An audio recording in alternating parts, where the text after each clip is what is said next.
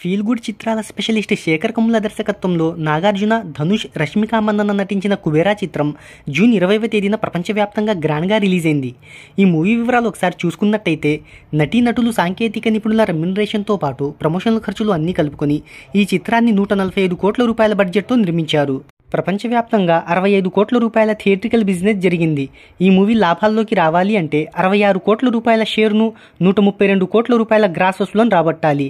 9 రోజుల కలెక్షన్లు ఒకసారి చూసుకున్నట్టయితే తెలుగులో 54 కోట్లు, తమిళంలో 19 కోట్లు, కన్నడలో 5 కోట్లు, హిందీలో 3 కోట్లు, కేరళలో 1 కోటి రూపాయలను రాబట్టింది. దీంతో ఈ చిత్రం 9 రోజుల్లో ఇండియా వైడ్గా 82 కోట్ల రూపాయల కలెక్షన్స్ను సాధించగా తెలుగులో 50 కోట్ల మార్కును క్రాస్ చేసి సెకండ్ వీకెండ్లో బ్రేక్ ఈవెన్ను కంప్లీట్ చేసుకోబోతుంది.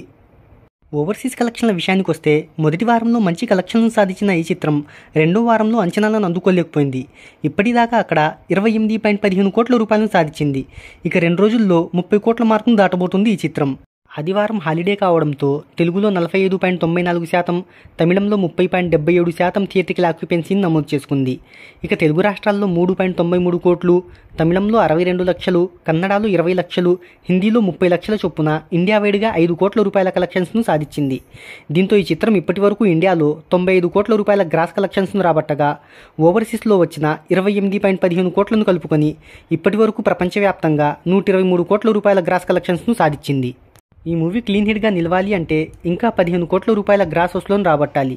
అయితే తమిళ్ సహా అన్ని ఏరియాలలో ఈ మూవీ అనుకున్నంత స్థాయిలో వసూలను రాబట్టలేకపోయింది.